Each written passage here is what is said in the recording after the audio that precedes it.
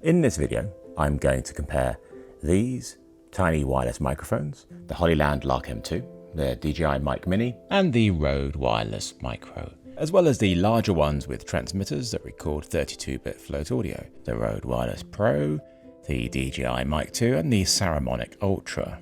But sadly, I can't give you any audio examples from the Saramonic, as this is a pre-production one and it bricked during a firmware update. They're sending me a replacement, but it won't get to me in time for this video. I will probably make a short, unlisted video demonstrating the audio quality, which I'll put in the pinned comment and description. All of the audio in this video is using the microphones that I feature. There's a graphic on screen telling you which is which. I recommend using headphones if you really want to hear what they sound like. If you're going to play it back on the phone, you're not going to get any idea, are you? They aren't processed. There is some breaths removed though, and a few mouth clicks, but no EQ and no compression. They all have many things in common. They all have a microphone built into the transmitter and a dedicated receiver, and they operate on the 2.4 GHz Wi-Fi frequency. They all have charging cases and come with 2 transmitters. The only transmitters you can buy and use individually are the DJI ones, and that's the only way to get their white versions. All of them sound pretty good, but some are better than others, but this can be subjective. In this video you can decide which sound you prefer. Not only am I switching between each microphone, but also with lav mics if they support them, and occasionally noise reduction too. The Rode Wireless Pro, DJI Mic 2, Mic Mini and Saramonic Ultra can all work with mobile phones and other USB Type-C devices, as well as a 3.5mm output for a traditional camera.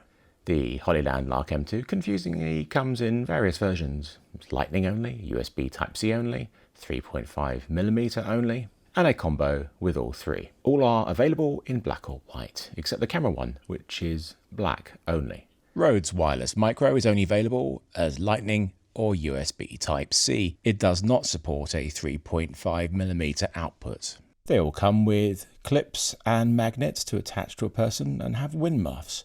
The DJI Mic Mini and Rode Wireless Pro are the only ones that let you keep the wind muffs on the transmitters in the charging case, which is fantastic.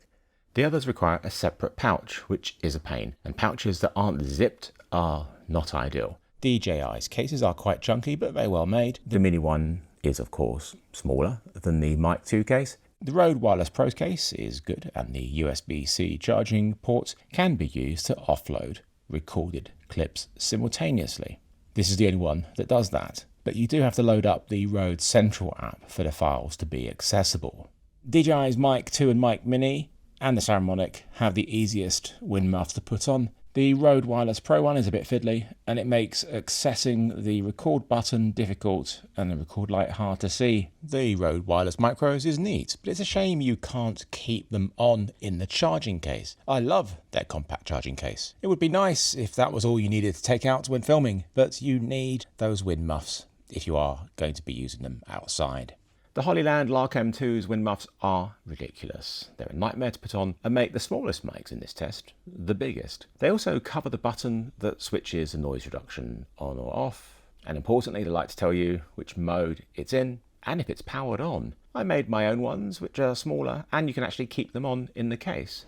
The Rode microphones are the only ones without any built-in noise reduction, and I'm fine with that. I don't want it baked in. I never use it. I'll do it in post if I need to, and it means there's no chance of me accidentally turning it on, which is a disaster. Happens all the time. That's the robot vacuum that you can hear in the background to help with this little section here.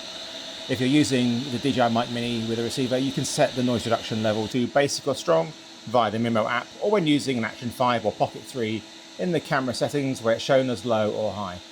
I've no idea why the naming isn't consistent.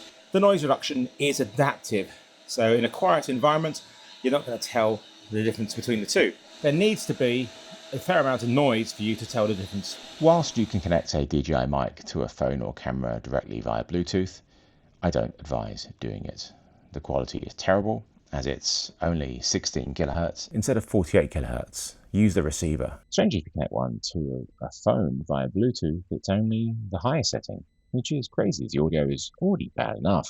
All the ones with noise reduction have a button on the transmitter to turn it on or off. This is horrible. as a number of times I've accidentally pressed that button is numerous and my audio is ruined. Thankfully, you can change the settings on the DJI Mic 2's receiver to disable this button, as well as the Mic Mini, by using the Mimo app. I think it's especially important with the Mic 2 when using them with the receiver because the side LED colour is green when paired with the receiver, and when noise reduction is turned on, it changes to yellow, and they look far too similar. It's more obvious if you're in Bluetooth mode, as it changes from blue to yellow. But yes, I disable those buttons. Hollyland and Saramonic need to give us this option too. I've seen a lot of videos about the DJI Mic Mini where people have been using the strong noise reduction to obliterate anything but them talking, and it just doesn't sound good at all. And it doesn't make sense either, because we can see things, but if you're trying to remove the actual sound of them, it just doesn't make sense. See the sound. Right now, what can you hear?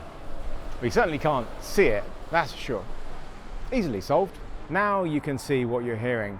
And also my body is acting as a barrier, shield to that, so it doesn't sound anywhere near as loud as if you're facing this actual where the noise is.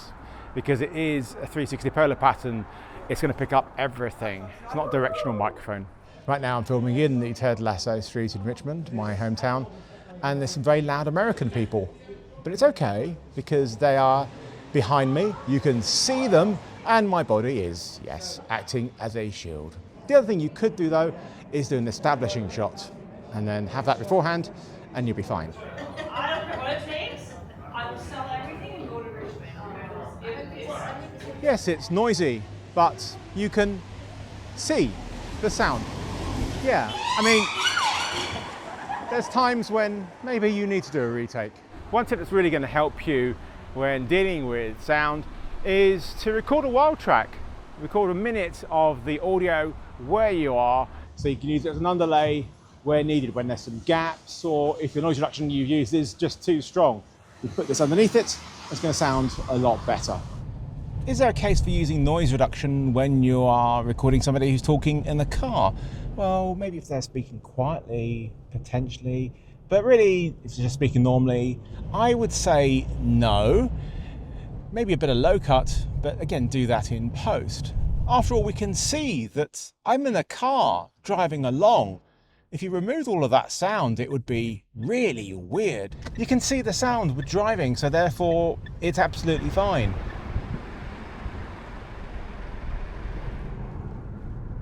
How did you cook that fake steak? Oh, I grilled it What, on the pan. like a, okay. You know, the A proper smokes. steak one, yeah. Yeah. You? How did you do I just did it yours? in a frying pan, yeah. Did you? Yeah. Do you know what you're going to have? Not what I had last week. What did you have last time? I had my usual, and they remember me as well. What's your usual? The salmon to start, Yeah. and the salmon, And what? and the salmon as a main. Oh, I think I'll still have that wine bite salmon. Which one? The wine bite salmon. I'm going to have that, I think. Yeah. And then I'll have the pad thai with the prawns. Cheers. What is it you're having anyway? It's a manly cocktail of some sort. You've seen it. Manly things. Well, that tells me a lot. Do you remember where the car is? Do you? Eh? Do you remember where the car is? Vaguely. You sure? Yeah, I know it's over there. You sure? Yeah. The Rode Wireless Pro, DJI Mic 2 and Saramonic Ultra are the easiest to change settings with, as they have displays. The DJI and Saramonic ones are superior as they have touchscreens and are very intuitive. I use the Rode Central app most of the time with the Rode Wireless Pro because it's so much easier, especially since it's also a timecode generator like the Saramonic Ultra. This is a great feature, but neither can be jammed from another device. The receivers have to be the master timecode devices, but you can still use them with other timecode setups. The DJI Mic 2's most serious omission is that lack of timecode, but I expect it'll be addressed in the, coming out at some point, Mic 3. DJI's Mic Mini has 5 levels of gain control via this dial on the receiver, and the camera receiver for the Lark M2 has 3 levels. Rode's Wireless Micro has minimal settings in the Rode Central app, 3 levels of gain, and the ability to switch between stereo audio and merged. You can't even see the levels when changing the gain. To do that, you need to open up the Rode Reporter app. The Micro has intelligent gain assist to make sure your audio doesn't clip. You can't turn it off, but it's probably for the best when using it with an iPhone with only 3 gain settings. DJI's Mic Mini has a clipping control option, but this is only when using them with the receiver. Keep an eye on the levels when using them with an Osmo camera. All of them let you output stereo or mono. Stereo is generally the way to go, as it keeps each microphone separate on the left and right channel. If mixed into one, it can make adjusting levels difficult in post if one person is speaking at a different level to the others. The Hollyland Lark M2 receivers are only mono, not stereo, and I have no idea why. When using the Lark M2 microphones with the camera receiver, a button on that switches between mono and stereo. I would have preferred these buttons to be switches, as it's far too easy to press a button accidentally. The Rode Wireless Pro and 2 DJI mics all have a safety channel function where one channel is recorded at a lower volume than the other. This is of course mono only, so if you're using 2 mics, then they will be merged together.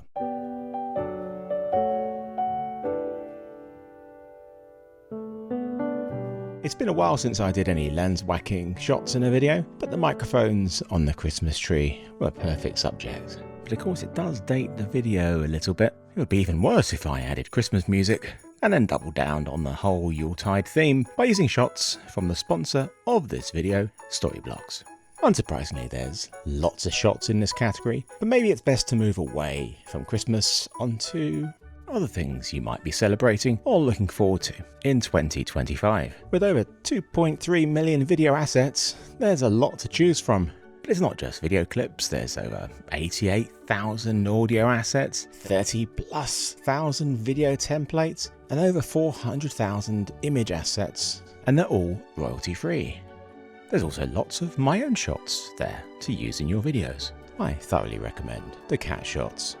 To get started with the unlimited downloads for one monthly or annual subscription, head to this link. I've got about 7 microphones recording me right now, which is overkill. I need 2 more actually. Got the internal mic of the Pocket 3. So I am going to get something. It's going to be fine. But you're normally just using 1 microphone. And what's the best way of actually making sure that you are getting the audio? The safest way to record audio is by using 32-bit float internal recording. Then it's not impossible to have it too quiet or too loud. Should be recoverable. 32-bit float is amazing, and it can save you in so many different situations, but it's not magic. What it's not going to do is fix any clothes rustling, any wind noise, and you're really only going to know that's happening is one thing. Well, apart from playing it back after the fact, which isn't so good. But headphones. If your camera has a headphone jack, you use it. As long as you're not filming yourself like me, couldn't work right now, but the rest of the time, yeah. And also because the camera is recording 24-bit audio, not 32-bit audio, so you need to make sure your levels are also correct. But yeah, it's not magic. Use headphones. The DJI mic's killer feature is the ability to connect up to 2 microphones to their Osmo Pocket 3 and Action 5 Pro, and 1 to their Action 4. And they can be a Mini or Mic 2 or 2 of the same. Instead of Wi-Fi, they use their proprietary Bluetooth called Osmo Audio, and the quality seems to be about the same to my ears. You can use all of the other systems with these cameras too, but only via USB-C direct connection with the receiver. Whilst they can output stereo still, apart from the Lark M2's USB-C receiver, you will only see a single meter on screen compared to dual meters when wirelessly connecting the DJI mics. A really lovely additional feature of using the DJI mics with the Osmo cameras is you can set it to record the internal microphones, stereo internal microphones, as a backup WAV file, which is great. You know, I've got me connected right now, talking on camera, but when I want to get some B-roll, I can actually use that audio and not have to turn off my microphone because I don't want to have me breathing over the B-roll, do I? So yeah, a lovely feature.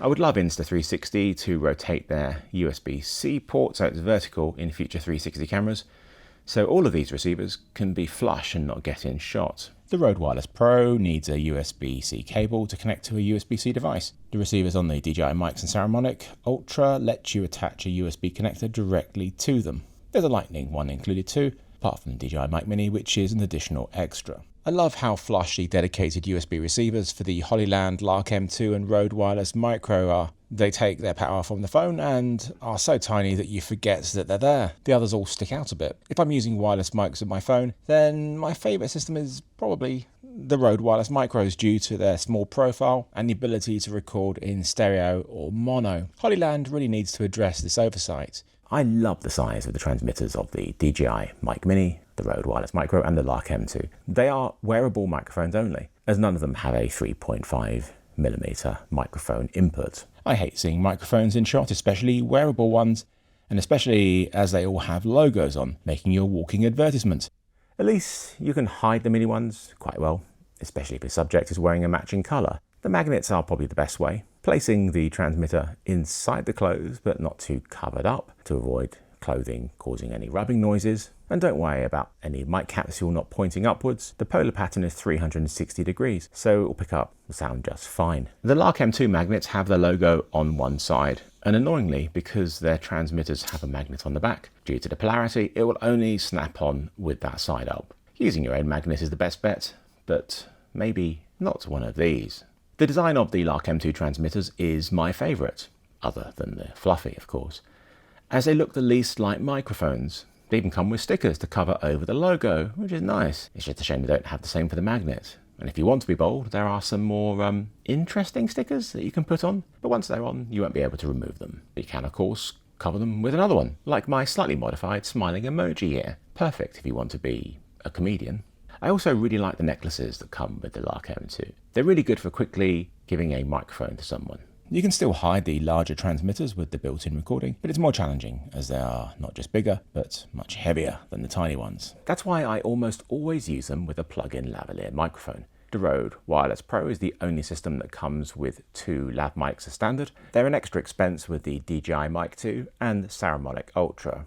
The Wireless Pro is the only receiver here with a locking lav mic connector. This is a big plus, as it's far too easy for a 3.5mm plug to accidentally get pulled out, especially if it's in a pocket. But you can at least feed the cable under the clip on the Mic 2.